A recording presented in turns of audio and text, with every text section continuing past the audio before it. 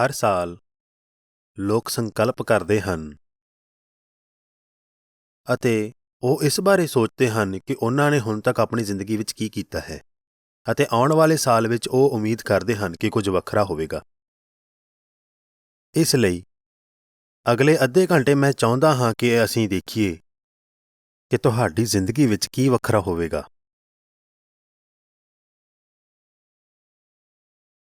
ਹੁਣ ਤੱਕ ਤੁਹਾਡੀ ਜ਼ਿੰਦਗੀ ਕਿਵੇਂ ਸੀ, ਇਸ ਬਾਰੇ ਸੋਚਣ ਲਈ ਕੁਝ ਸਮਾਂ ਲਓ। ਤੁਸੀਂ ਹੁਣ ਤੱਕ ਇੰਨੇ ਸਾਲਾਂ ਵਿੱਚ ਕੀ ਕਰ ਰਹੇ ਸੀ ਅਤੇ ਕਿਸ ਕਾਰਨ ਕਰਕੇ ਅਗਲਾ ਸਾਲ ਵੱਖਰਾ ਹੋਣ ਵਾਲਾ ਹੈ। ਅਤੇ ਆਤਮ-ਚਿੰਤਨ ਦਾ ਇਹ ਤਰੀਕਾ ਜੀਵਨ ਵਿੱਚ ਬਹੁਤ ਮਹੱਤਵਪੂਰਨ ਹੈ। ਅਸਲ ਵਿੱਚ ਸਾਡੇ ਗੁਰੂ ਵੀ ਕਹਿੰਦੇ ਹਨ ਕਿ ਸਾਨੂੰ ਹਰ ਰੋਜ਼ ਸਵੈ-ਚਿੰਤਨ ਕਰਨਾ ਚਾਹੀਦਾ ਹੈ। ਅਸੀਂ ਬਹੁਤੇ ਗੁਰਦੁਆਰੇ ਦੇ ਪ੍ਰੋਗਰਾਮਾਂ ਵਿੱਚ ਅਤੇ ਕੀਰਤਨ ਪ੍ਰੋਗਰਾਮਾਂ ਦੇ ਅੰਤ ਵਿੱਚ ਆਨੰਦ ਸਾਹਿਬ ਸੁਣਦੇ ਹਾਂ, ਪਰ ਜੇ ਮੌਕਾ ਮਿਲੇ ਤਾਂ ਆਨੰਦ ਸਾਹਿਬ ਦਾ ਪੂਰਾ ਪਾਠ ਕਰਨ ਦੀ ਕੋਸ਼ਿਸ਼ ਕਰੋ। ਇਹ ਰੋਜ਼ਾਨਾ ਦੀਆਂ ਅੰਮ੍ਰਿਤ ਵੇਲੇ ਦੀਆਂ 5 ਬਾਣੀਆਂ ਦਾ ਹਿੱਸਾ ਹੈ ਜੋ ਇੱਕ ਖਾਲਸਾ, ਇੱਕ ਗੁਰਸਿੱਖ ਨੂੰ ਕਰਨੀਆਂ ਚਾਹੀਦੀਆਂ ਹਨ। ਅਤੇ ਤੀਜੇ ਗੁਰੂ ਅਮਰਦਾਸ ਜੀ ਦੁਆਰਾ ਰਚਿਤ ਆਨੰਦ ਸਾਹਿਬ ਵੀ ਆਤਮ-ਚਿੰਤਨ ਦੀ ਗੱਲ ਕਰਦਾ ਹੈ। ਗੁਰੂ ਜੀ ਕਹਿੰਦੇ ਹਨ, "ਇਹ ਸਰੀਰਾ ਮੇਰਿਆ, ਇਸ ਜਗ ਮੈਂ ਆਇ ਕੈ ਕਿਆ ਤੁਧ ਕਰਮ ਕਮਾਇਆ।" ਹੇ ਮੇਰੇ ਸਰੀਰ, ਸੰਸਾਰ ਵਿੱਚ ਆ ਕੇ ਤੂੰ ਕੀ ਪ੍ਰਾਪਤ ਕੀਤਾ ਹੈ। ਗੁਰੂ ਜੀ ਫਿਰ ਇਸ ਪੰਕਤੀ ਨੂੰ ਦੁਹਰਾਉਂਦੇ ਹਨ ਕਿ ਕਰਮ ਕਮਾਇਆ ਤੁਧ ਸਰੀਰਾ, ਜਾਂ ਤੂੰ ਜਗ ਮੈਂ ਆਇਆ। ਤੂੰ ਕੀ ਕੀਤਾ ਹੈ, ਤੂੰ ਕੀ ਪ੍ਰਾਪਤ ਕੀਤਾ ਹੈ। ਅਤੇ ਇਹ ਅਜਿਹੇ ਸਵਾਲ ਹਨ ਜਿਨ੍ਹਾਂ ਬਾਰੇ ਅਸੀਂ ਆਪਣੀ ਜ਼ਿੰਦਗੀ ਵਿੱਚ ਅੱਗੇ ਵੀ ਸੋਚਾਂਗੇ। ਅਸੀਂ ਇਸ ਬਾਰੇ ਸੋਚਾਂਗੇ ਕਿ ਨਵਾਂ ਸਾਲ ਸਾਡੇ ਲਈ ਕੀ ਮਾਇਨੇ ਰੱਖਦਾ ਹੈ। ਇਸ ਲਈ ਅਸਲ ਸਵਾਲ ਇਹ ਹੈ ਕਿ ਤੁਹਾਡਾ ਜੀਵਨ ਕੀ ਹੈ, ਜ਼ਿੰਦਗੀ ਕੀ ਹੈ, ਇਹ ਮੌਕਾ ਕੀ ਹੈ ਜੋ ਤੁਹਾਨੂੰ ਦਿੱਤਾ ਗਿਆ ਹੈ। ਅਤੇ ਇਹ ਕਿਹੋ ਜਿਹਾ ਮੌਕਾ ਹੈ ਜੋ ਹਰ ਰੋਜ਼ ਸਾਡੀਆਂ ਉਂਗਲਾਂ ਵਿੱਚੋਂ ਖਿਸਕਦਾ ਜਾ ਰਿਹਾ ਹੈ। ਆਪਣੇ ਆਪ ਨੂੰ ਇੱਕ ਆਸਾਨ ਸਵਾਲ ਪੁੱਛੋ, ਮੈਂ ਰੋਜ਼ ਸਵੇਰੇ ਮੰਜੇ ਤੋਂ ਕਿਉਂ ਉੱਠਦਾ ਹਾਂ? ਮੈਨੂੰ ਕੀ ਪ੍ਰਾਪਤ ਕਰਨ ਦੀ ਉਮੀਦ ਹੈ? ਅਤੇ ਹਰ ਇੱਕ ਲਈ ਇਸ ਦਾ ਜਵਾਬ ਵੱਖਰਾ ਹੋਵੇਗਾ। ਕੀ ਤੁਸੀਂ ਕੰਮ 'ਤੇ ਜਾਣ ਲਈ ਮੰਜੇ ਤੋਂ ਉੱਠਦੇ ਹੋ? ਕੀ ਤੁਸੀਂ ਸਿੱਖਿਆ ਪ੍ਰਾਪਤ ਕਰਨ ਲਈ ਉੱਠਦੇ ਹੋ? ਕੀ ਤੁਸੀਂ ਆਪਣੇ ਪਰਿਵਾਰ ਦੀ ਦੇਖਭਾਲ ਲਈ ਉੱਠਦੇ ਹੋ? ਕੀ ਤੁਸੀਂ ਬੱਚਿਆਂ ਨੂੰ ਸਕੂਲ ਲਈ ਤਿਆਰ ਕਰਨ ਲਈ ਉੱਠਦੇ ਹੋ? ਇਹਨਾਂ ਸਾਰੀਆਂ ਚੀਜ਼ਾਂ ਵਿੱਚ ਕੀ ਸਮਾਨ ਹੈ? ਇਹ ਸਾਰੇ ਕੰਮ ਤੁਸੀਂ ਕਿਸੇ ਇੱਛਾ ਨਾਲ ਕਰਦੇ ਹੋ ਕਿ ਭਵਿੱਖ ਵਿੱਚ ਇਹ ਤੁਹਾਨੂੰ ਕੁਝ ਫਲ ਦੇਣਗੇ। ਤੁਹਾਨੂੰ ਇਹ ਕੰਮ ਕਰਨ ਦਾ ਕੋਈ ਫਲ ਮਿਲੇਗਾ। ਇਹ ਸਭ ਕੰਮ ਕਰਨ ਵਿੱਚ ਇੱਕ ਉਮੀਦ ਹੈ ਕਿ ਅੰਤ ਵਿੱਚ ਕੋਈ ਸਕਾਰਾਤਮਕ ਨਤੀਜਾ ਮਿਲੇਗਾ। ਅਤੇ ਸਾਡੇ ਵਿੱਚੋਂ ਜ਼ਿਆਦਾਤਰ ਇਸ ਤਰੀਕੇ ਨਾਲ ਹਰ ਰੋਜ਼ ਆਪਣੀ ਜ਼ਿੰਦਗੀ ਜਿਉਂ ਰਹੇ ਹਾਂ। ਅਸੀਂ ਸੰਸਾਰ ਅਤੇ ਆਪਣੇ ਜੀਵਨ ਨੂੰ ਇਸ ਤਰ੍ਹਾਂ ਸਮਝਦੇ ਹਾਂ ਜਿਵੇਂ ਕਿ ਜੀਵਨ ਖਜ਼ਾਨਿਆਂ ਦਾ ਇੱਕ ਥੈਲਾ ਹੈ, ਅਤੇ ਜੇਕਰ ਅਸੀਂ ਸਖਤ ਮਿਹਨਤ ਕਰਾਂਗੇ ਅਤੇ ਜੇਕਰ ਅਸੀਂ ਚੁਸਤੀ ਨਾਲ ਕੰਮ ਕਰਾਂਗੇ ਤਾਂ ਅਸੀਂ ਆਪਣੇ ਜੀਵਨ ਲਈ ਇਸ ਵਿੱਚੋਂ ਕੁਝ ਖਜ਼ਾਨੇ ਪ੍ਰਾਪਤ ਕਰ ਸਕਦੇ ਹਾਂ। ਅਤੇ ਇਹਨਾਂ ਵਿੱਚੋਂ ਜ਼ਿਆਦਾਤਰ ਖਜ਼ਾਨੇ ਪਦਾਰਥਕ ਹਨ। ਅਸੀਂ ਰਹਿਣ ਲਈ ਵਧੀਆ ਜਗ੍ਹਾ ਚਾਹੁੰਦੇ ਹਾਂ। ਅਸੀਂ ਸਾਰੇ ਪਹਿਨਣ ਲਈ ਚੰਗੇ ਕੱਪੜੇ ਚਾਹੁੰਦੇ ਹਾਂ। ਅਸੀਂ ਸਾਰੇ ਖਾਣ ਲਈ ਵਧੀਆ ਖਾਣਾ ਚਾਹੁੰਦੇ ਹਾਂ। ਅਸੀਂ ਆਉਣ ਜਾਣ ਦਾ ਵਧੀਆ ਸਾਧਨ ਚਾਹੁੰਦੇ ਹਾਂ, ਇੱਕ ਵਧੀਆ ਕਾਰ ਚਾਹੁੰਦੇ ਹਾਂ। ਅਤੇ ਫਿਰ ਅਸੀਂ ਚੀਜ਼ਾਂ, ਸੰਗੀਤ, ਮਨੋਰੰਜਨ ਦਾ ਆਨੰਦ ਲੈਣਾ ਚਾਹੁੰਦੇ ਹਾਂ। ਅਤੇ ਵੱਧ ਤੋਂ ਵੱਧ ਚੀਜ਼ਾਂ ਇਕੱਠੀਆਂ ਕਰਨ ਨਾਲ ਅਸੀਂ ਇਸ ਨੂੰ ਜੀਵਨ ਦੀ ਗੁਣਵੱਤਾ ਕਹਿੰਦੇ ਹਾਂ। ਕੀ ਅਸੀਂ ਸਾਰੇ ਇਹੀ ਨਹੀਂ ਚਾਹੁੰਦੇ? ਜੀਵਨ ਦੀ ਇੱਕ ਚੰਗੀ ਗੁਣਵੱਤਾ, ਪੈਸਾ, ਸਿੱਖਿਆ, ਸਾਡੇ ਬਿੱਲ ਭਰਨ ਲਈ, ਜਿਉਣ ਲਈ, ਆਰਾਮ ਦੀ ਜ਼ਿੰਦਗੀ ਲਈ ਕੰਮ ਕਰਨਾ। ਇਸ ਸਭ ਦੇ ਵਿੱਚ ਉਹ ਕੀ ਹੈ ਜੋ ਅਸੀਂ ਸੋਚਦੇ ਹਾਂ ਕਿ ਅਸੀਂ ਇਸ ਦੇ ਅੰਤ ਵਿੱਚ ਪ੍ਰਾਪਤ ਕਰਾਂਗੇ? ਇਹ ਸਾਰੀਆਂ ਗੱਲਾਂ ਇੱਕ ਧਾਰਨਾ ਵੱਲ ਲੈ ਜਾਂਦੀਆਂ ਹਨ ਕਿ ਇਹ ਕੰਮ ਕਰਨ ਨਾਲ ਦੂਜੇ ਪਾਸੇ ਖੁਸ਼ੀ ਮਿਲਦੀ ਹੈ। ਇਸ ਲਈ ਸਾਨੂੰ ਇਹ ਸਿਖਾਇਆ ਗਿਆ ਹੈ ਕਿ ਇਹ ਖੁਸ਼ੀ ਹਾਸਲ ਕਰਨ ਦਾ ਆਮ ਤਰੀਕਾ ਹੈ। ਉੱਠਣਾ, ਕੰਮ 'ਤੇ ਜਾਣਾ, ਗੁਜ਼ਾਰਾ ਕਰਨਾ, ਪਰਿਵਾਰ ਦਾ ਪਾਲਣ ਪੋਸ਼ਣ ਕਰਨਾ, ਇਹ ਯਕੀਨੀ ਬਣਾਉਣਾ ਕਿ ਉਹ ਚੰਗੀ ਸਿੱਖਿਆ ਪ੍ਰਾਪਤ ਕਰ ਸਕਣ। ਇਹ ਸਮਾਜ ਦਾ ਖੁਸ਼ੀ ਦਾ ਤਰੀਕਾ ਹੈ। ਪਰ ਮੇਰਾ ਤੁਹਾਨੂੰ ਸਵਾਲ ਹੈ ਕਿ ਗੁਰੂ ਦੀ ਸਿਫਾਰਿਸ਼ ਕੀ ਹੈ? ਗੁਰੂ ਜੀ ਸਾਨੂੰ ਜੀਵਨ ਵਿੱਚ ਕੀ ਪ੍ਰਾਪਤ ਕਰਨ ਲਈ ਕਹਿੰਦੇ ਹਨ? ਕੀ ਉਹ ਵਧੇਰੇ ਪਦਾਰਥਕ ਦੌਲਤ ਪ੍ਰਾਪਤ ਕਰਨ ਲਈ ਕਹਿੰਦੇ ਹਨ ਜਾਂ ਵਧੇਰੇ ਆਰਾਮ ਵਿੱਚ ਰਹਿਣ ਲਈ ਕਹਿੰਦੇ ਹਨ? ਮੇਰੇ ਅਨੁਸਾਰ ਗੁਰੂ ਜੀ ਸਾਨੂੰ ਖੁਸ਼ੀ ਦਾ ਇੱਕ ਵੱਖਰਾ ਤਰੀਕਾ ਸਮਝਾਉਂਦੇ ਹਨ। ਅਸੀਂ ਸਾਰੇ ਇੱਕ ਅਜਿਹੀ ਪੰਕਤੀ ਤੋਂ ਬਹੁਤ ਚੰਗੀ ਤਰ੍ਹਾਂ ਜਾਣੂ ਹਾਂ ਜੋ ਸਟੇਜ ਤੇ ਬੈਠੇ ਕਥਾਵਾਚਕ ਦੁਆਰਾ ਜਾਂ ਆਲੇ ਦੁਆਲੇ ਕਿਸੇ ਕਿਸਮ ਦੀ ਚਰਚਾ ਵਿੱਚ ਸੁਣੀ ਜਾਂਦੀ ਹੈ। ਗੁਰਮਤਿ ਕੀ ਹੈ ਜਾਂ ਜੀਵਨ ਦਾ ਉਦੇਸ਼ ਕੀ ਹੈ? ਅਤੇ ਤੁਸੀਂ ਇਹ ਲਾਈਨ ਸੁਣੋਗੇ, ਭਈ ਪ੍ਰਾਪਤ ਮਾਨੁਖ ਦੇ ਹੁਰੀਆ, ਗੋਬਿੰਦ ਮਿਲਣ ਕੀ ਇਹ ਤੇਰੀ ਬਰੀਆ। ਇਹ ਮਨੁੱਖਾ ਸਰੀਰ ਤੁਹਾਨੂੰ ਦਿੱਤਾ ਗਿਆ ਹੈ।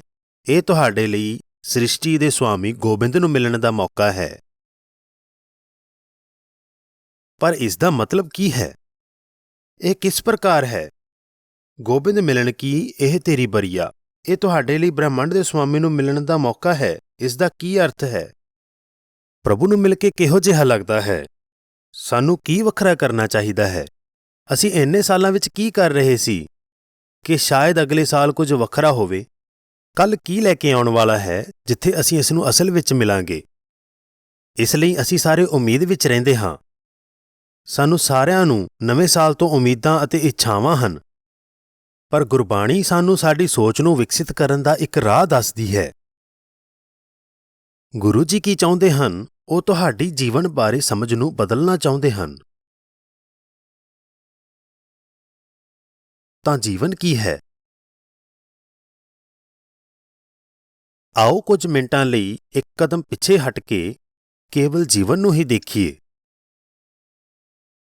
ਜੀਵਨ ਇੱਕ ਅਜਿਹੀ ਚੀਜ਼ ਹੈ ਜੋ ਸਾਨੂੰ ਸਾਰਿਆਂ ਨੂੰ ਇਕਜੁੱਟ ਕਰਦੀ ਹੈ। ਜੀਵਨ ਇਸ ਬ੍ਰਹਿਮੰਡ ਵਿੱਚ ਹਰ ਚੀਜ਼ ਨੂੰ ਇੱਕ ਦੂਜੇ ਨਾਲ ਜੋੜਦਾ ਹੈ। ਜੇ ਉਹ ਇੱਕ ਹੈ ਜਿਸ ਤੇ ਹਰ ਕੋਈ ਸਹਿਮਤ ਹੈ ਤਾਂ ਅਸੀਂ ਕਹਾਂਗੇ ਕਿ ਉਹ ਜੀਵਨ ਹੈ। ਤੁਹਾਡੇ ਵਿੱਚ ਜੀਵਨ ਹੈ, ਮੇਰੇ ਵਿੱਚ ਜੀਵਨ ਹੈ, ਜਾਨਵਰਾਂ ਵਿੱਚ ਜੀਵਨ ਹੈ, ਪੌਦਿਆਂ ਵਿੱਚ ਜੀਵਨ ਹੈ ਅਤੇ ਸਾਡੇ ਸਾਰਿਆਂ ਦੇ ਅੰਦਰ ਇੱਕੋ ਜਿਹੀ ਜੀਵਨ ਊਰਜਾ ਹੈ, ਜੀਵਨ ਸ਼ਕਤੀ ਹੈ। ਹਰ ਚੀਜ਼ ਜੀਵਨ ਦੀ ਊਰਜਾ ਤੋਂ ਪੈਦਾ ਹੁੰਦੀ ਹੈ। ਜੀਵਨ ਸੂਰਜ ਨੂੰ ਚਮਕਦਾਰ ਰੂਪ ਵਿੱਚ ਬਾਲਦਾ ਹੈ। ਜੀਵਨ ਹੀ ਗ੍ਰਹਿਆਂ ਨੂੰ ਉਸਦੇ ਦੁਆਲੇ ਘੁਮਾਉਂਦਾ ਹੈ ਅਤੇ ਜੀਵਨ ਤੋਂ, ਇਸ ਸ਼ਕਤੀ ਤੋਂ, ਇਸ ਊਰਜਾ ਤੋਂ ਹਰ ਤਰ੍ਹਾਂ ਦੀਆਂ ਅਜੀਬ ਅਤੇ ਅਦਭੁਤ ਚੀਜ਼ਾਂ ਪੈਦਾ ਹੁੰਦੀਆਂ ਹਨ। ਪਰ ਉਹ ਅਸਥਾਈ ਤੌਰ ਤੇ ਬਣਦੀਆਂ ਹਨ ਅਤੇ ਜਦੋਂ ਉਹ ਆਪਣਾ ਸਮਾਂ ਪੂਰਾ ਕਰ ਲੈਂਦੀਆਂ ਹਨ ਤਾਂ ਉਹ ਫਿਰ ਤੋਂ ਕੁਝ ਨਵਾਂ ਬਣਾਉਣ ਲਈ ਜੀਵਨ ਵਿੱਚ ਜੁੜ ਜਾਂਦੀਆਂ ਹਨ। ਹਾਲਾਂਕਿ ਜ਼ਿੰਦਗੀ ਵਿੱਚ ਬਹੁਤ ਸਾਰੀਆਂ ਚੀਜ਼ਾਂ ਆਉਂਦੀਆਂ ਅਤੇ ਜਾਂਦੀਆਂ ਹਨ, ਪਰ ਜੀਵਨ ਦੀ ਵੱਡੀ ਕਹਾਣੀ ਜਾਰੀ ਰਹਿੰਦੀ ਹੈ। ਜ਼ਰਾ ਇਸ ਬਾਰੇ ਸੋਚੋ। ਜੀਵਨ ਤੋਂ ਸਭ ਕੁਝ ਪੈਦਾ ਹੁੰਦਾ ਹੈ, ਹਰ ਕਿਸਮ ਦੀਆਂ ਚੀਜ਼ਾਂ ਬਣਦੀਆਂ ਹਨ, ਪਰ ਉਹ ਦੁਬਾਰਾ ਨਸ਼ਟ ਹੋ ਜਾਂਦੀਆਂ ਹਨ। ਅਸੀਂ ਜਾਨਵਰਾਂ, ਕੀੜੇ ਮਕੌੜਿਆਂ, ਛੋਟੇ-ਛੋਟੇ ਸੈੱਲਾਂ ਅਤੇ ਰੋਗਾਣੂਆਂ ਤੋਂ ਲੈ ਕੇ ਸਭ ਤੋਂ ਵੱਡੇ ਗ੍ਰਹਿਆਂ, ਸਮੁੰਦਰਾਂ ਅਤੇ ਪਹਾੜਾਂ ਨੂੰ ਦੇਖਦੇ ਹਾਂ। ਕੁਝ ਵੀ ਹਮੇਸ਼ਾ ਲਈ ਨਹੀਂ ਰਹਿੰਦਾ, ਤੁਹਾਡੇ ਅਤੇ ਮੇਰੇ ਵਰਗੇ ਲੋਕਾਂ ਸਮੇਤ। ਇਸ ਲਈ ਤੁਸੀਂ ਅਤੇ ਮੈਂ ਕਿਤੋਂ ਵੀ ਨਹੀਂ ਆਏ। ਅਸੀਂ ਇਸ ਧਰਤੀ ਤੇ ਐਵੇਂ ਹੀ ਪ੍ਰਗਟ ਨਹੀਂ ਹੋਏ। ਅਸੀਂ ਹਾਲਾਤਾਂ ਦੀ ਇੱਕ ਬੇਅੰਤ ਲੰਬੀ ਲਾਈਨ ਦਾ ਹਿੱਸਾ ਹਾਂ। ਉਸ ਕਰਕੇ ਹੀ ਤੁਸੀਂ ਅੱਜ ਇੱਥੇ ਬੈਠੇ ਹੋ। ਉਸ ਕਰਕੇ ਹੀ ਤੁਸੀਂ ਅੱਜ ਜ਼ਿੰਦਾ ਹੋ। ਤੁਹਾਡੇ ਮਾਤਾ-ਪਿਤਾ ਦੇ ਕਾਰਨ। ਉਹ ਜ਼ਿੰਦਾ ਸਨ ਤੁਹਾਡੇ ਦਾਦਾ-ਦਾਦੀ ਦੇ ਕਾਰਨ। ਉਹ ਅੱਗੇ ਤੁਹਾਡੇ ਪੜਦਾਦਾ-ਪੜਦਾਦੀ ਦੇ ਕਾਰਨ ਅਤੇ ਇਸੇ ਤਰ੍ਹਾਂ ਇਸ ਤੋਂ ਅੱਗੇ। ਇਸ ਲਈ ਤੁਸੀਂ ਇਹ ਸੋਚਦੇ ਹੋ ਕਿ ਤੁਹਾਡਾ ਜੀਵਨ ਸਿਰਫ ਤੁਹਾਡੇ ਜਨਮ ਤੋਂ ਲੈ ਕੇ ਮਰਨ ਤੱਕ ਹੈ। ਪਰ ਅਸਲੀਅਤ ਇਹ ਹੈ ਕਿ ਜੀਵਨ ਇੱਕ ਅਨੰਤ ਕਹਾਣੀ ਹੈ ਜੋ ਸਮੇਂ ਦੀ ਸ਼ੁਰੂਆਤ ਵਿੱਚ ਹੀ ਸ਼ੁਰੂ ਹੋਇਆ ਸੀ ਅਤੇ ਜੀਵਨ ਦੀ ਕਹਾਣੀ ਭਵਿੱਖ ਵਿੱਚ ਅਰਬਾਂ ਸਾਲਾਂ ਤੱਕ ਜਾਰੀ ਰਹੇਗੀ, ਸਾਡੇ ਚਲੇ ਜਾਣ ਤੋਂ ਬਹੁਤ ਚਿਰ ਬਾਅਦ ਤੱਕ। ਅਤੇ ਕਿਤੇ ਨਾ ਕਿਤੇ ਜੀਵਨ ਦੀ ਇਸ ਵਿਸ਼ਾਲ ਕਹਾਣੀ ਵਿੱਚ ਤੁਸੀਂ ਅਤੇ ਮੈਂ ਵੱਡੀ ਤਸਵੀਰ, ਮੁੱਖ ਕਥਾ, ਮੁੱਖ ਪਾਤਰ ਨੂੰ ਭੁੱਲ ਗਏ ਹਾਂ ਅਤੇ ਇਸੇ ਲਈ ਅਸੀਂ ਇਸ ਛੋਟੀ ਕਹਾਣੀ ਤੇ ਧਿਆਨ ਕੇਂਦਰਿਤ ਕਰਨਾ ਸ਼ੁਰੂ ਕਰ ਦਿੱਤਾ ਹੈ। ਜਿਸ ਪਲ ਤੋਂ ਇਹ ਸਰੀਰ ਬਣਾਇਆ ਗਿਆ ਸੀ, ਅਸੀਂ ਸੋਚਦੇ ਹਾਂ ਕਿ ਕਹਾਣੀ ਉਦੋਂ ਹੀ ਸ਼ੁਰੂ ਹੋਈ ਹੈ। ਆਓ ਇਸ ਨੂੰ ਇੱਕ ਛੋਟੀ ਕਹਾਣੀ ਕਹੀਏ, ਇੱਕ ਛੋਟੀ ਜਿਹੀ ਝਪਕੀ। ਅਸੀਮਤ ਸਮੇਂ ਦੇ ਅਥਾਹ ਸਮੁੰਦਰ ਵਿੱਚ ਇੱਕ ਛੋਟੀ ਜਿਹੀ ਲਹਿਰ ਕਹਿ ਸਕਦੇ ਹਾਂ। ਅਤੇ ਇਸ ਛੋਟੀ ਕਹਾਣੀ ਨੂੰ ਤੁਸੀਂ ਜਾਣਦੇ ਹੋ ਕਿ ਅਸੀਂ ਕੀ ਕਹਿੰਦੇ ਹਾਂ। ਇਹ ਮੈਂ ਹਾਂ। ਅਤੇ ਗੁਰਬਾਣੀ ਕੀ ਹੈ? ਸ਼ਬਦ ਕੀ ਹੈ?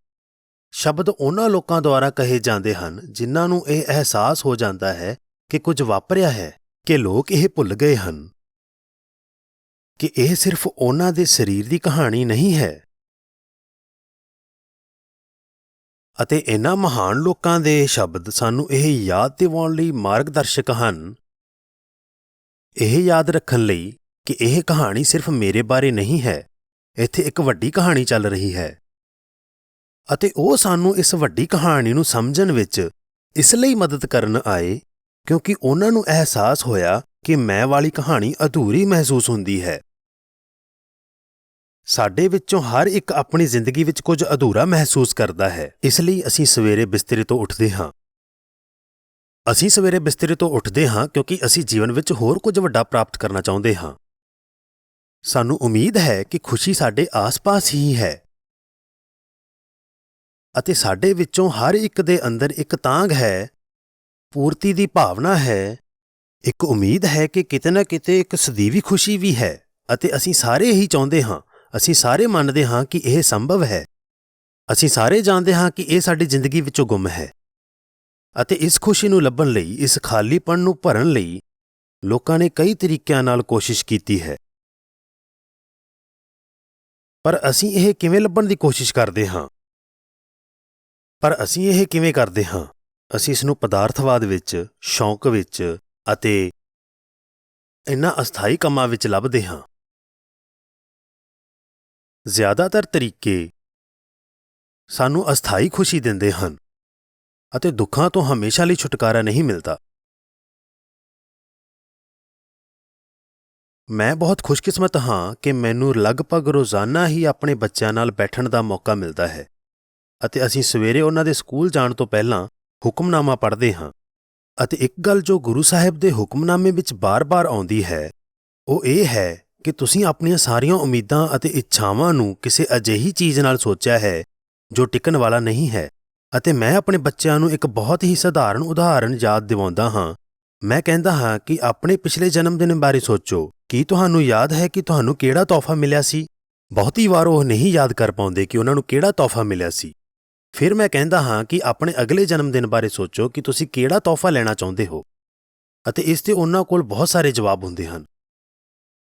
ਅਤੇ ਮੈਂ ਕਹਿੰਦਾ ਹਾਂ, ਕੀ ਪਿਛਲਾ ਜਨਮ ਦਿਨ ਯਾਦ ਹੈ ਜਦੋਂ ਤੁਹਾਨੂੰ ਉਹ ਮਿਲ ਗਿਆ ਸੀ ਜਿਸ ਦੀ ਤੁਸੀਂ ਉਮੀਦ ਕਰ ਰਹੇ ਸੀ, ਜਿਸ ਲਈ ਤੁਸੀਂ ਉਤਸ਼ਾਹਿਤ ਸੀ, ਬਹੁਤ ਜ਼ਿਆਦਾ ਉਤਸ਼ਾਹਿਤ ਸੀ? ਮੈਂ ਸੱਚਮੁੱਚ ਇਹ ਚਾਹੁੰਦਾ ਕਿ ਅਜਿਹਾ ਹੋਵੇ ਕਿਉਂਕਿ ਜਦੋਂ ਉਹ ਮੈਨੂੰ ਮਿਲੇਗਾ ਮੈਨੂੰ ਬਹੁਤ ਜ਼ਿਆਦਾ ਖੁਸ਼ੀ ਹੋਵੇਗੀ। ਜਦੋਂ ਮੈਨੂੰ ਇਹ ਚੀਜ਼ ਮਿਲੇਗੀ ਮੈਨੂੰ ਬਹੁਤ ਖੁਸ਼ੀ ਹੋਵੇਗੀ। ਪਰ ਹੁੰਦਾ ਕੀ ਹੈ? ਮੈਂ ਉਹਨਾਂ ਨੂੰ ਪੁੱਛਦਾ ਹਾਂ, ਤੁਹਾਨੂੰ ਉਹ ਤੋਹਫ਼ਾ ਯਾਦ ਹੈ ਜੋ ਤੁਹਾਨੂੰ ਪਿਛਲੇ ਸਾਲ ਮਿਲਿਆ ਸੀ? ਅਤੇ ਜੇਕਰ ਨਹੀਂ ਤਾਂ ਮੈਂ ਤੁਹਾਨੂੰ ਯਾਦ ਕਰਾਵਾਂਗਾ। ਹੁਣ ਮੈਨੂੰ ਦੱਸੋ ਕਿ ਤੁਸੀਂ ਉਸ ਖਿਡੌਣੇ ਨਾਲ ਕਿੰਨਾ ਖੇਡਦੇ ਹੋ? ਉਹਨਾਂ ਨੇ ਕਿਹਾ, ਪਿਤਾ ਜੀ, ਅਸੀਂ ਹੁਣ ਉਸ ਖਿਡੌਣੇ ਨਾਲ ਨਹੀਂ ਖੇਡਦੇ, ਅਸੀਂ ਉਸ ਤੋਂ ਬੋਰ ਹੋ ਗਏ ਹਾਂ। ਮੈਂ ਕਿਹਾ, ਉਸ ਵੱਡੇ ਉਤਸ਼ਾਹ ਦਾ ਕੀ ਹੋਇਆ? ਤੁਹਾਡਾ ਉਤਸ਼ਾਹ ਬਹੁਤ ਜ਼ਿਆਦਾ ਸੀ। ਉਹ ਖਿਡੌਣਾ ਤੁਹਾਨੂੰ ਦੁਨੀਆ ਦੀਆਂ ਸਾਰੀਆਂ ਖੁਸ਼ੀਆਂ ਦੇਣ ਵਾਲਾ ਸੀ। ਉਸ ਦਾ ਕੀ ਹੋਇਆ? ਉਹ ਕਹਿੰਦੇ ਹਨ, ਉਤਸ਼ਾਹ ਖਤਮ ਹੋ ਗਿਆ, ਖੁਸ਼ੀ ਖਤਮ ਹੋ ਗਈ। ਅਤੇ ਸੰਗਤ ਜੀ, ਅਸੀਂ ਵੀ ਇਹੀ ਕਰਦੇ ਹਾਂ। ਅਸੀਂ ਬਿਲਕੁਲ ਇਸੇ ਤਰ੍ਹਾਂ ਕਰਦੇ ਹਾਂ। ਹਰ ਕੋਈ ਭਵਿੱਖ ਦੀ ਕਿਸੇ ਇੱਛਾ ਨਾਲ ਜਿਉ ਰਿਹਾ ਹੈ। ਅਤੇ ਮੈਨੂੰ ਯਕੀਨ ਹੈ ਕਿ ਸਾਡੇ ਵਿੱਚੋਂ ਕੁਝ ਅੱਜ ਗੁਰਦੁਆਰੇ ਵਿੱਚ ਅਰਦਾਸ ਕਰਨ ਲਈ ਆਏ ਹੋਣਗੇ ਕਿ ਕੀ ਮਹਾਰਾਜ, ਮੈਨੂੰ ਇਹ ਚੀਜ਼ ਮਿਲ ਸਕਦੀ ਹੈ ਜਿਸ ਦੀ ਮੈਂ ਲੰਬੇ ਸਮੇਂ ਤੋਂ ਉਡੀਕ ਕਰ ਰਿਹਾ ਹਾਂ। ਅਗਲਾ ਸਾਲ, ਨਵਾਂ ਸਾਲ ਆ ਰਿਹਾ ਹੈ, ਕਿਰਪਾ ਕਰਕੇ ਹੁਣ ਇਹ ਮੈਨੂੰ ਦੇ ਦਿਓ। ਪਰ ਤੁਸੀਂ ਇਸ ਸਮੇਂ ਵਿੱਚ ਕੀ ਕਰ ਰਹੇ ਹੋ? ਤੁਸੀਂ ਹੁਣ ਤੱਕ ਕੀ ਪ੍ਰਾਪਤ ਕੀਤਾ ਜਿਸ ਨੇ ਤੁਹਾਨੂੰ ਖੁਸ਼ੀ ਨਹੀਂ ਦਿੱਤੀ? ਤੁਹਾਨੂੰ ਹੋਰ ਕੀ ਕਰਨਾ ਚਾਹੀਦਾ ਹੈ? ਇਸ ਲਈ ਗੁਰੂ ਸਾਹਿਬ ਸਾਨੂੰ ਇੱਥੇ ਕੁਝ ਸੰਦੇਸ਼ ਦੇ ਰਹੇ ਹਨ ਅਤੇ ਗੁਰਬਾਣੀ ਸਾਨੂੰ ਧਰਮ ਨਾਂ ਦਾ ਮਾਰਗ ਦਿਖਾ ਰਹੀ ਹੈ। ਜੇਕਰ ਸਮਾਜ ਨੇ ਸਾਨੂੰ ਖੁਸ਼ੀ ਦਾ ਇੱਕ ਤਰੀਕਾ ਸਿਖਾਇਆ ਹੈ ਜੋ ਕਿ ਪਦਾਰਥਕ ਸੰਸਾਰ ਅਨੁਸਾਰ ਰਹਿਣਾ ਹੈ, ਤਾਂ ਧਰਮ ਸਾਨੂੰ ਖੁਸ਼ੀ ਦਾ ਇੱਕ ਵੱਖਰਾ ਤਰੀਕਾ ਸਿਖਾਉਂਦਾ ਹੈ। ਇੱਕ ਨਵਾਂ ਦ੍ਰਿਸ਼ਟੀਕੋਣ ਕਿ ਅਸੀਂ ਜੀਵਨ ਨੂੰ ਕਿਵੇਂ ਸਮਝ ਸਕਦੇ ਹਾਂ। ਖੁਸ਼ੀ ਦੀ ਭਾਲ ਕਰਨ ਦਾ ਇੱਕ ਨਵਾਂ ਤਰੀਕਾ ਸਿਖਾਉਂਦਾ ਹੈ ਅਤੇ ਧਰਮ ਦਾ ਮੁੱਖ ਸੰਦੇਸ਼ ਇਹ ਹੈ ਕਿ ਤੁਸੀਂ ਅਸਥਾਈ ਚੀਜ਼ਾਂ ਵਿੱਚ ਸਥਾਈ ਖੁਸ਼ੀ ਪ੍ਰਾਪਤ ਨਹੀਂ ਕਰ ਸਕਦੇ। ਕੋਈ ਵੀ ਚੀਜ਼ ਜੋ ਅਸਥਾਈ ਹੈ ਉਹ ਤੁਹਾਨੂੰ ਸਿਰਫ ਅਸਥਾਈ ਖੁਸ਼ੀ ਹੀ ਦੇਵੇਗੀ। ਇਸ ਸਮੇਂ ਤੁਹਾਡੇ ਕੋਲ ਸਭ ਤੋਂ ਅਸਥਾਈ ਚੀਜ਼ ਕੀ ਹੈ? ਇਹ ਸਰੀਰ। ਇਹ ਵੀ ਸਦਾ ਲਈ ਨਹੀਂ ਰਹੇਗਾ। ਇਹ ਵਿਚਾਰ ਵੀ ਅਸਥਾਈ ਹਨ। ਤੁਸੀਂ ਕਈ ਵਾਰ ਕਿਸੇ ਖਾਸ ਰਾਏ ਬਾਰੇ ਅਡੋਲ ਹੁੰਦੇ ਹੋ, ਪਰ ਫਿਰ ਕੋਈ ਤੁਹਾਨੂੰ ਵੱਖਰੇ ਤਰੀਕੇ ਨਾਲ ਸੋਚਣ ਲਈ ਯਕੀਨ ਦਿਵਾਉਂਦਾ ਹੈ ਅਤੇ ਤੁਸੀਂ ਆਪਣੀ ਉਸ ਰਾਏ ਨੂੰ ਛੱਡ ਦਿੰਦੇ ਹੋ। ਤੁਸੀਂ ਆਪਣਾ ਮਨ ਬਦਲ ਲੈਂਦੇ ਹੋ। ਤੁਸੀਂ ਆਪਣੀ ਸੋਚ ਨੂੰ ਵਿਕਸਿਤ ਕਰ ਲੈਂਦੇ ਹੋ। ਇਸ ਲਈ ਤੁਹਾਡੇ ਵਿਚਾਰ ਵੀ ਅਸਥਾਈ ਹਨ। ਕੋਈ ਵੀ ਚੀਜ਼ ਜੋ ਬਣਾਈ ਅਤੇ ਨਸ਼ਟ ਕੀਤੀ ਜਾ ਸਕਦੀ ਹੈ, ਜਾਣ ਲਓ ਕਿ ਇਹ ਤੁਹਾਨੂੰ ਸਥਾਈ ਖੁਸ਼ੀ ਨਹੀਂ ਦੇ ਸਕਦੀ। ਅਤੇ ਅਸੀਂ ਇਹਨਾਂ ਚੀਜ਼ਾਂ ਨਾਲ ਕੀ ਕਰਦੇ ਹਾਂ? ਅਸੀਂ ਉਹਨਾਂ ਦੀ ਪੂਜਾ ਕਰਦੇ ਹਾਂ। ਅਤੇ ਮੈਂ ਵੀ ਆਪਣੇ ਆਪ ਨੂੰ ਇਸ ਸ਼੍ਰੇਣੀ ਵਿੱਚ ਰੱਖਦਾ ਹਾਂ। ਮੈਂ ਵੀ ਤੁਹਾਡੇ ਵਰਗਾ ਹੀ ਹਾਂ। ਮੈਨੂੰ ਡਿਜੀਟਲ ਚੀਜ਼ਾਂ ਪਸੰਦ ਹਨ ਅਤੇ ਹਮੇਸ਼ਾ ਨਵੀਂ ਟੈਕਨੋਲੋਜੀ ਨੂੰ ਦੇਖਦਾ ਰਹਿੰਦਾ ਹਾਂ। ਅਤੇ ਚਾਹੇ ਉਹ ਇੱਕ ਨਵਾਂ ਕੈਮਰਾ ਹੋਵੇ ਜਾਂ ਇੱਕ ਨਵਾਂ ਲੈਪਟਾਪ, ਮੈਂ ਉਸ ਬਾਰੇ ਹਫ਼ਤਿਆਂ ਅਤੇ ਮਹੀਨਿਆਂ ਲਈ ਉਤਸੁਕ ਰਹਿੰਦਾ ਹਾਂ। ਰਿਵਿਊਜ਼ ਨੂੰ ਦੇਖਦਾ ਹਾਂ, ਕੀਮਤ ਘਟ ਜਾਣ ਦੀ ਉਡੀਕ ਕਰਦਾ ਹਾਂ, ਦੂਜੇ ਲੋਕਾਂ ਨੂੰ ਉਸ ਦਾ ਇਸਤੇਮਾਲ ਕਰਦੇ ਵੇਖਦਾ ਹਾਂ ਅਤੇ ਫਿਰ ਮੈਨੂੰ ਲੱਗਦਾ ਹੈ ਕਿ ਇਸ ਤੋਂ ਵੀ ਬਿਹਤਰ ਮਾਡਲ ਹੈ, ਮੈਨੂੰ ਉਹ ਖਰੀਦਣਾ ਚਾਹੀਦਾ ਹੈ। ਅਤੇ ਫਿਰ ਕਈ ਹਫ਼ਤਿਆਂ ਲਈ ਮੈਂ ਉਸ ਦੇ ਬਾਰੇ ਸੋਚਦਾ ਹਾਂ। ਇਸ ਦੇ ਲਈ ਇੱਕ ਹੋਰ ਸ਼ਬਦ ਹੈ, ਕੀ ਤੁਸੀਂ ਜਾਣਦੇ ਹੋ? ਇਸ ਨੂੰ ਪੂਜਾ ਕਹਿੰਦੇ ਹਨ। ਮੈਂ ਸਵੇਰੇ ਉੱਠਦਾ ਹਾਂ, ਇਸ ਚੀਜ਼ ਦੀ ਪੂਜਾ ਕਰਨੀ ਸ਼ੁਰੂ ਕਰਦਾ ਹਾਂ, ਉਸ ਲੈਪਟਾਪ ਦੀ ਜੋ ਮੈਂ ਅਜੇ ਤੱਕ ਖਰੀਦਿਆ ਵੀ ਨਹੀਂ, ਅਤੇ ਮੈਂ ਦੇਖਣਾ ਸ਼ੁਰੂ ਕਰ ਦਿੰਦਾ ਹਾਂ ਕਿ ਕੀ ਅੱਜ ਉਸ ਦੀ ਕੀਮਤ ਘਟ ਗਈ ਹੈ। ਸ਼ਾਇਦ ਮੈਂ ਇਸ ਨੂੰ ਅੱਜ ਖਰੀਦ ਲਵਾਂਗਾ। ਓਹ, ਸੇਲ ਅਗਲੇ ਹਫ਼ਤੇ ਆ ਰਹੀ ਹੈ। ਅਸੀਂ ਇਹਨਾਂ ਚੀਜ਼ਾਂ ਦੀ ਪੂਜਾ ਕਰ ਰਹੇ ਹਾਂ ਅਤੇ ਗੁਰਬਾਣੀ ਤੁਹਾਨੂੰ ਵਿਸ਼ੇਸ਼ ਤੌਰ ਤੇ ਦੱਸਦੀ ਹੈ ਜੋ ਵੀ ਚੀਜ਼ ਬਣਾਈ ਅਤੇ ਨਸ਼ਟ ਕੀਤੀ ਜਾ ਸਕਦੀ ਹੈ ਉਹ ਤੁਹਾਡੀ ਪੂਜਾ ਦੇ ਯੋਗ ਨਹੀਂ ਹੈ। ਇਸ ਤੋਂ ਕੁਝ ਵਧੀਆ ਹੈ। ਅਤੇ ਜਿਸ ਕਾਰਨ ਅਸੀਂ ਅਜਿਹਾ ਕਰਦੇ ਹਾਂ, ਮੈਂ ਟੈਕਨੋਲੋਜੀ ਦੀ ਉਸ ਨਵੀਂ ਚੀਜ਼ ਬਾਰੇ ਸੋਚਦਾ ਹਾਂ ਜੋ ਮੈਂ ਅਜੇ ਤੱਕ ਨਹੀਂ ਖਰੀਦੀ। ਕਿਉਂ? ਕਿਉਂਕਿ ਮੈਨੂੰ ਲੱਗਦਾ ਹੈ ਕਿ ਮੈਨੂੰ ਉਸ ਨਾਲ ਖੁਸ਼ੀ ਮਿਲੇਗੀ ਅਤੇ ਇਸ ਕਰਕੇ ਮੈਂ ਕੋਸ਼ਿਸ਼ ਕਰਦਾ ਹਾਂ ਕਿ ਇਹ ਸਿਰਫ ਤੁਹਾਡੇ ਬੱਚਿਆਂ ਬਾਰੇ ਨਹੀਂ, ਅਸੀਂ ਸਾਰੇ ਇਹੀ ਕਰ ਰਹੇ ਹਾਂ। ਅਸੀਂ ਅਸਲ ਵਿੱਚ ਉਸ ਮਾਨਸਿਕਤਾ ਨੂੰ ਬਦਲਦੇ ਨਹੀਂ। ਸਿਰਫ ਉਹ ਚੀਜ਼ਾਂ ਜਿਨ੍ਹਾਂ ਬਾਰੇ ਅਸੀਂ ਸੋਚਦੇ ਹਾਂ, ਜਿਨ੍ਹਾਂ ਦੀ ਅਸੀਂ ਪੂਜਾ ਕਰਦੇ ਹਾਂ, ਉਹ ਬਦਲ ਜਾਂਦੀਆਂ ਹਨ। ਜੇ ਤੁਸੀਂ ਕੁਆਰੇ ਹੋ ਤਾਂ ਹੋ ਸਕਦਾ ਹੈ ਤੁਸੀਂ ਉਸ ਵਿਅਕਤੀ ਦੀ ਪੂਜਾ ਕਰ ਰਹੇ ਹੋ ਜਿਸ ਨਾਲ ਤੁਸੀਂ ਵਿਆਹ ਕਰਨਾ ਚਾਹੁੰਦੇ ਹੋ, ਜਾਂ ਤੁਸੀਂ ਆਪਣੀ ਜ਼ਿੰਦਗੀ ਵਿੱਚ ਇੱਕ ਨਵਾਂ ਸਾਥੀ ਚਾਹੁੰਦੇ ਹੋ।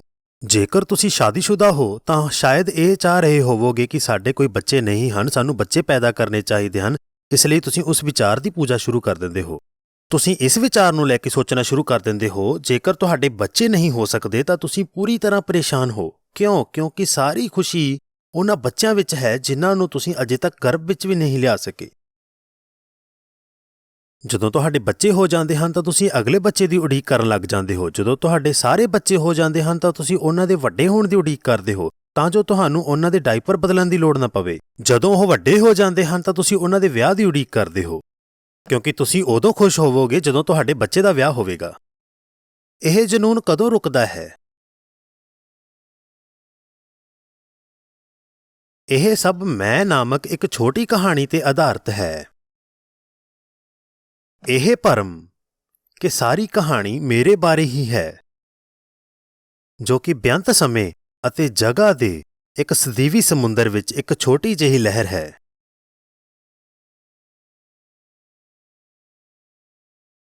ਤਾਂ ਨਵਾਂ ਸਾਲ ਕੀ ਲੈ ਕੇ ਆਉਣ ਵਾਲਾ ਹੈ? ਕੀ ਤੁਸੀਂ ਕਿਸੇ ਹੋਰ ਨਵੇਂ ਜਨੂੰਨ ਦੀ ਪੂਜਾ ਸ਼ੁਰੂ ਕਰਨ ਜਾ ਰਹੇ ਹੋ?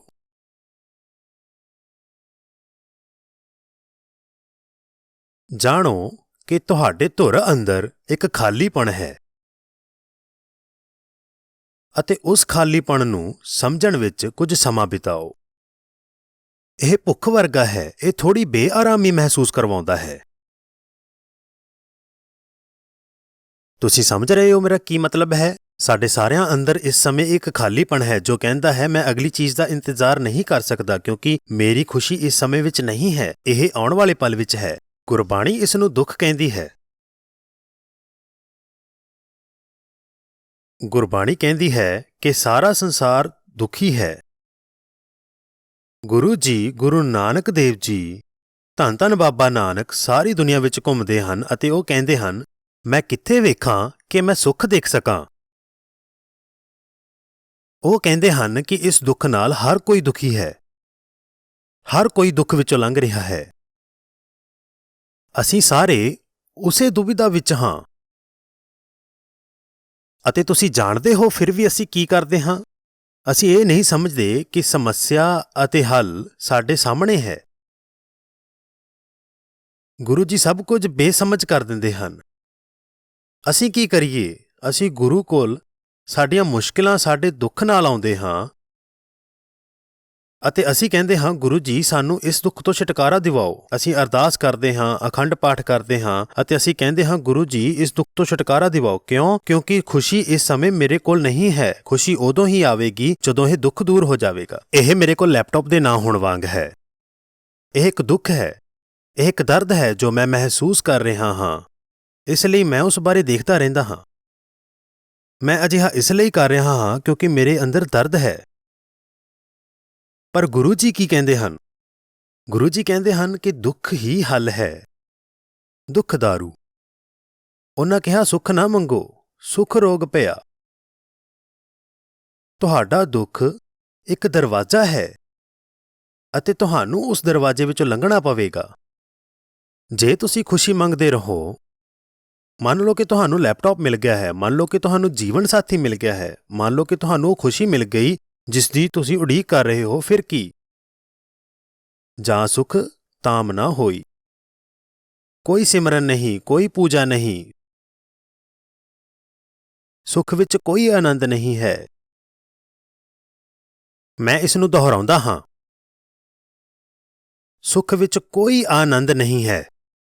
ਖੁਸ਼ੀ ਦਾ ਪਿੱਛਾ ਕਰਨ ਵਿੱਚ ਕੋਈ ਖੁਸ਼ੀ ਨਹੀਂ ਹੈ।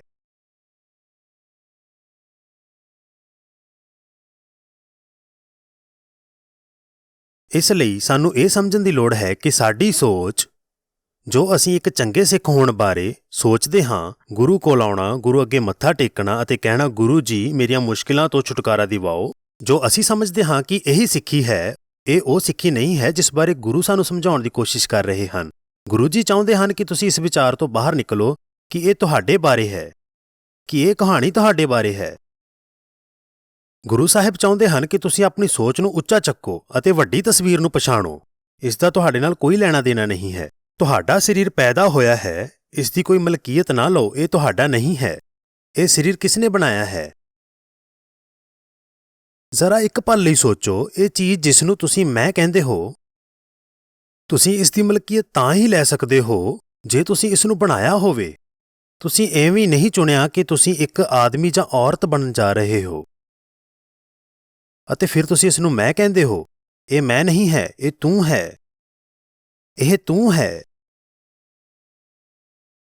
ਪਰ ਜਿਸ ਤਰੀਕੇ ਨਾਲ ਅਸੀਂ ਸੋਚਦੇ ਹਾਂ ਉਹ ਇਹ ਹੈ ਕਿ ਗੁਰੂ ਜੀ, ਮੈਂ ਇੱਥੇ ਆਇਆ ਹਾਂ, ਮੈਨੂੰ ਮੇਰੇ ਜੀਵਨ ਵਿੱਚ ਇਹ ਸਾਰੀਆਂ ਸਮੱਸਿਆਵਾਂ ਹਨ ਅਤੇ ਜੇ ਮੈਂ ਤੁਹਾਨੂੰ ਕਹਿੰਦਾ ਰਹਾਂ ਤਾਂ ਕਿਸੇ ਤਰੀਕੇ ਨਾਲ ਤੁਸੀਂ ਇਹਨਾਂ ਸਮੱਸਿਆਵਾਂ ਨੂੰ ਦੂਰ ਕਰ ਦਿਓਗੇ।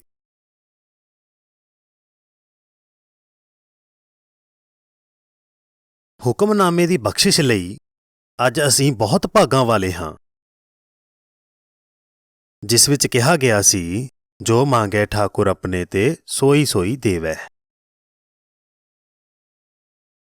ਅਤੇ ਸਾਨੂੰ ਇਹ ਸੋਚਣ ਲਈ ਮੂਰਖ ਬਣਾਇਆ ਗਿਆ ਹੈ ਕਿ ਸਵਾਲ ਇਸ ਬਾਰੇ ਹੈ, ਮੈਂ ਕੀ ਮੰਗ ਸਕਦਾ ਹਾਂ, ਕਿਉਂਕਿ ਮੇਰਾ ਗੁਰੂ ਮੈਨੂੰ ਸਭ ਕੁਝ ਦੇਵੇਗਾ। ਅਸੀਂ ਇਹ ਸੋਚ ਕੇ ਮੂਰਖ ਬਣ ਗਏ ਹਾਂ ਕਿ ਗੁਰੂ ਜੀ ਸਾਨੂੰ ਇਹ ਦੱਸਣ ਦੀ ਕੋਸ਼ਿਸ਼ ਕਰ ਰਹੇ ਹਨ। ਜੇ ਅਸੀਂ ਇਹਨਾਂ ਸ਼ਬਦਾਂ ਨੂੰ ਵੀ ਵੇਖੀਏ, ਇਹ ਮੰਗੈ ਹੈ, ਮੰਗੋ ਨਹੀਂ। ਗੁਰੂ ਜੀ ਕਹਿ ਰਹੇ ਹਨ, ਮੈਂ ਜੋ ਵੀ ਮੰਗਦਾ ਹਾਂ ਉਹੀ ਹੁੰਦਾ ਹੈ, ਕਿਉਂਕਿ ਮੈਂ ਪਹਿਲਾਂ ਹੀ ਇਸ ਜੁੜੇ ਹੋਣ ਦੀ ਸਥਿਤੀ ਵਿੱਚ ਹਾਂ। ਜੋ ਸ਼ਬਦ ਮੇਰੇ ਮੂੰਹ ਵਿੱਚੋਂ ਨਿਕਲਦੇ ਹਨ, ਉਹ ਹੁਣ ਮੇਰੇ ਸ਼ਬਦ ਨਹੀਂ ਹਨ, ਉਹ ਰੱਬੀ ਸ਼ਬਦ ਹਨ। ਇਹ ਉਦੋਂ ਹੁੰਦਾ ਹੈ ਜਦੋਂ ਜੋ ਵੀ ਮੇਰੇ ਮੂੰਹ ਵਿੱਚੋਂ ਨਿਕਲਦਾ ਹੈ ਹੋ ਜਾਵੇਗਾ। ਜੋ ਮੰਗੋ ਨਹੀਂ, ਜੋ ਵੀ ਤੁਸੀਂ ਮੰਗੋਗੇ ਤੁਹਾਨੂੰ ਮਿਲੇਗਾ। ਜੇਕਰ ਇਹ ਸੱਚ ਹੁੰਦਾ ਤਾਂ ਅਸੀਂ ਹੁਣ ਤੱਕ ਲਾਟਰੀ ਜਿੱਤ ਲੈਂਦੇ। ਅਸੀਂ ਸਾਰਿਆਂ ਨੇ ਹੁਣ ਤੱਕ ਲਾਟਰੀ ਕਿਉਂ ਨਹੀਂ ਜਿੱਤੀ? ਸਾਡੇ ਵਿੱਚੋਂ ਬਹੁਤਿਆਂ ਨੇ ਅਰਦਾਸ ਕੀਤੀ ਹੈ ਕਿ ਨਹੀਂ, ਮੈਂ ਹੁਣੇ ਕਰੋੜਪਤੀ ਬਣ ਜਾਵਾਂ। ਦੇਖੋ, ਤੁਸੀਂ ਉਸ ਵਿਅਕਤੀ ਨੂੰ ਲਾਟਰੀ ਦਿੱਤੀ ਹੈ, ਉਹ ਇਸ ਦਾ ਹੱਕਦਾਰ ਵੀ ਨਹੀਂ ਲੱਗਦਾ ਹੈ, ਉਹ ਇੱਕ ਚੰਗਾ ਵਿਅਕਤੀ ਵੀ ਨਹੀਂ, ਮੈਨੂੰ ਦੇ ਦਿਓ, ਫਿਰ ਮੈਂ ਤੁਹਾਡਾ ਸਿਮਰਨ ਕਰਨ ਦੇ ਯੋਗ ਹੋਵਾਂਗਾ, ਫਿਰ ਮੈਂ ਤੁਹਾਡੀ ਬੰਦਗੀ ਕਰਨ ਦੇ ਯੋਗ ਹੋਵਾਂਗਾ। ਫਿਰ ਮੈਂ ਤੁਹਾਡਾ ਕੀਰਤਨ ਕਰ ਸਕਾਂਗਾ ਅਤੇ ਫਿਰ ਮੇਰੇ ਕੋਲ ਤੁਹਾਡਾ ਨਿਤਨੇਮ ਕਰਨ ਦਾ ਸਮਾਂ ਹੋਵੇਗਾ। ਬਸ ਮੈਨੂੰ ਕਰੋੜਪਤੀ ਬਣਾ ਦਿਓ। ਕਿਹੜੀ ਵੱਡੀ ਗੱਲ ਹੈ? ਇਹ ਉਹ ਮਾਨਸਿਕਤਾ ਹੈ ਜਿਸ ਅਨੁਸਾਰ ਅਸੀਂ ਚੱਲ ਰਹੇ ਹਾਂ। ਅਸੀਂ ਸੋਚਦੇ ਹਾਂ ਕਿ ਇਹ ਗੁਰਮਤਿ ਹੈ। ਇਸ ਲਈ ਬਹੁਤ ਘੱਟ ਲੋਕ ਖੁਸ਼ਕਿਸਮਤ ਹਨ ਜੋ ਇਸ ਸੋਚ ਤੋਂ ਬਾਹਰ ਨਿਕਲ ਸਕੇ। ਅਤੇ ਸਾਧ ਸੰਗਤ ਜੀ, ਸਾਡੀ ਪਹੁੰਚ ਉਹਨਾਂ ਲੋਕਾਂ ਤੱਕ ਹੈ। ਸਾਡੇ ਕੋਲ ਸਭ ਤੋਂ ਮਹਾਨ, ਸਭ ਤੋਂ ਉੱਚੀ ਸੋਚ ਗੁਰੂ ਗ੍ਰੰਥ ਸਾਹਿਬ ਜੀ ਹਨ। ਉਹਨਾਂ ਨੇ ਆਪਣੀ ਬਾਣੀ ਆਪਣੇ ਹੱਥਾਂ ਨਾਲ ਲਿਖੀ ਹੈ। ਉਹਨਾਂ ਨੇ ਆਪਣੇ ਮੂੰਹ ਨਾਲ ਬਾਣੀ ਉਚਾਰੀ ਹੈ। ਅਸੀਂ ਬਹੁਤ ਭਾਗਾਂ ਵਾਲੇ ਹਾਂ, ਪਰ ਸਾਨੂੰ ਇਹ ਸਮਝਣ ਲਈ ਸਮਾਂ ਕੱਢਣਾ ਪਵੇਗਾ ਕਿ ਗੁਰਬਾਣੀ ਤੁਹਾਡੇ ਪਦਾਰਥਵਾਦੀ ਖੁਸ਼ਹਾਲ ਜੀਵਨ ਦੀ ਗੱਲ ਨਹੀਂ ਕਰ ਰਹੀ ਹੈ। ਗੁਰੂ ਨਾਨਕ ਦੇਵ ਜੀ ਸਾਨੂੰ ਸਾਫ਼-ਸਾਫ਼ ਦੱਸਦੇ ਹਨ, ਜਬ ਆਸਾ ਅੰਦੇਸਾ ਤਬ ਹੀ ਕਿਉਂ ਕਰ ਏਕ ਕਹੈ। ਜਿੰਨਾ ਚਿਰ ਤੁਹਾਡੀ ਕੋਈ ਇੱਛਾ ਰਹੇਗੀ, ਤੁਹਾਨੂੰ ਚਿੰਤਾ ਰਹੇਗੀ। ਚਿੰਤਾ ਕੀ ਹੈ? ਚਿੰਤਾ ਹੈ ਕਿ ਮੈਨੂੰ ਉਹ ਪ੍ਰਾਪਤ ਨਹੀਂ ਹੋਵੇਗਾ ਜੋ ਮੈਂ ਚਾਹੁੰਦਾ ਹਾਂ। ਜਿੰਨਾ ਚਿਰ ਤੁਹਾਡੀ ਇੱਛਾ ਹੈ, ਤੁਹਾਨੂੰ ਚਿੰਤਾ ਰਹੇਗੀ। ਕਿਉਂ ਕਰ ਏਕ ਕਹੈ। ਫਿਰ ਤੁਸੀਂ ਉਸ ਇੱਕ ਦਾ ਸਿਮਰਨ ਕਰਨ ਦੇ ਯੋਗ ਕਿਵੇਂ ਹੋਵੋਗੇ? ਆਸਾ ਭੀਤਰ ਰਹਿ ਨਿਰਾਸਾ, ਤਉ ਨਾਨਕ ਏਕ ਮਿਲੈ। ਮੈਂ ਇਹ ਸਵਾਲ ਪੁੱਛ ਕੇ ਸ਼ੁਰੂ ਕੀਤਾ ਸੀ ਕਿ ਇਸ ਦਾ ਕੀ ਅਰਥ ਹੈ? ਗੋਬਿੰਦ ਮਿਲਣ ਕੀ ਇਹ ਤੇਰੀ ਬਰੀਆ। ਇਹ ਤੁਹਾਡਾ ਇੱਕ ਨੂੰ ਮਿਲਣ ਦਾ ਮੌਕਾ ਹੈ। ਗੁਰੂ ਜੀ ਫਰਮਾਉਂਦੇ ਹਨ, ਆਸਾ ਭੀਤਰ ਰਹਿ ਨਿਰਾਸਾ। ਜੇਕਰ ਇੱਛਾਵਾਂ ਦੇ ਸੰਸਾਰ ਵਿੱਚ, ਲਾਲਚ ਦੇ ਸੰਸਾਰ ਵਿੱਚ ਤੁਸੀਂ ਇੱਛਾ ਰਹਿਤ ਰਹਿੰਦੇ ਹੋ, ਤਾਂ ਉਹ ਨਾਨਕ ਏਕ ਮਿਲੈ। ਇਸ ਤਰ੍ਹਾਂ ਤੁਸੀਂ ਉਸ ਇੱਕ ਨੂੰ ਮਿਲਦੇ ਹੋ। ਤੁਸੀਂ ਇੱਕ ਨੂੰ ਉਦੋਂ ਮਿਲਦੇ ਹੋ ਜਦੋਂ ਤੁਸੀਂ ਸਮਝਦੇ ਹੋ ਕਿ ਇਹ ਮੈਂ ਬਾਰੇ ਨਹੀਂ ਹੈ, ਸਭ ਕੁਝ ਤੂੰ ਹੈ। ਇਸ ਲਈ ਅੱਜ ਮੈਨੂੰ ਯਕੀਨ ਹੈ ਸਾਡੇ ਵਿੱਚੋਂ ਬਹੁਤ ਸਾਰੇ ਕੁਝ ਅਰਦਾਸਾਂ ਕਰਨ ਲਈ ਆਏ ਹੋਣਗੇ, ਸ਼ਾਇਦ ਖੁਸ਼ਹਾਲੀ ਲਈ, ਚੰਗੀ ਸਿਹਤ ਲਈ, ਲੰਬੀ ਉਮਰ ਲਈ। ਪਰ ਆਓ ਇਸ ਨਵੇਂ ਸਾਲ ਤੇ ਨਵੀਂ ਸੋਚ ਅਪਣਾਈਏ ਕਿ ਅਸੀਂ ਆਪਣੇ ਆਪ ਨੂੰ ਛੱਡ ਦੇਈਏ ਅਤੇ ਸਭ ਤੋਂ ਮਹਾਨ ਜੀਵਨ ਦੀ ਕਹਾਣੀ ਨੂੰ ਪਛਾਣੀਏ।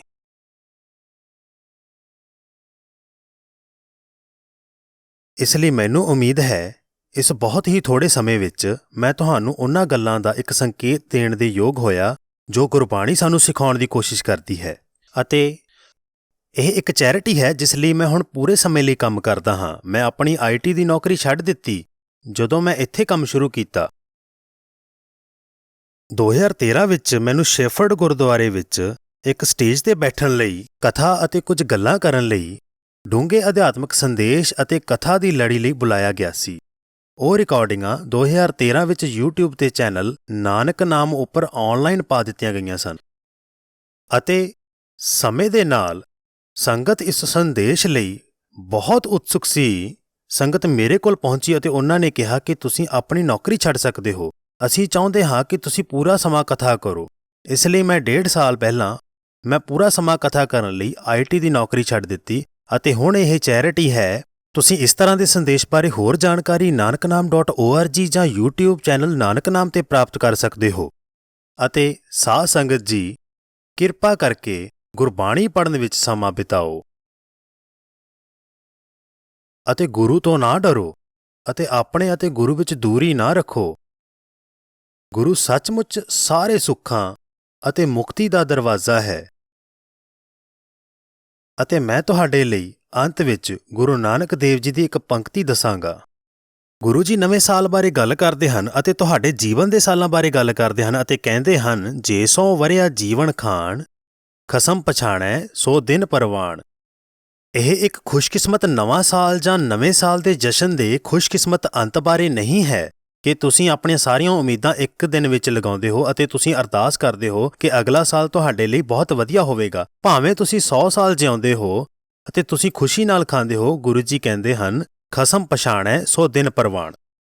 ਜਿਸ ਦਿਨ ਤੁਸੀਂ ਪਛਾਣ ਲੈਂਦੇ ਹੋ ਕਿ ਇਹ ਤੁਹਾਡੇ ਬਾਰੇ ਨਹੀਂ ਹੈ, ਇਹ ਉਸ ਇੱਕ ਬਾਰੇ ਹੈ, ਇਹ ਉਹ ਅਸਲ ਖਾਸ ਦਿਨ ਹੈ, ਇੱਕ ਸ਼ੁਭ ਦਿਨ ਹੈ। ਇਸ ਲਈ ਕਿਰਪਾ ਕਰਕੇ ਮੈਨੂੰ ਮੇਰੀਆਂ ਗਲਤੀਆਂ ਲਈ ਮਾਫ਼ ਕਰਨਾ, ਭੁੱਲਾਂ ਚੁੱਕਾਂ ਦੀ ਖਿਮਾ। ਵਾਹਿਗੁਰੂ ਜੀ ਕਾ ਖਾਲਸਾ, ਵਾਹਿਗੁਰੂ ਜੀ ਕੀ ਫਤਿਹ।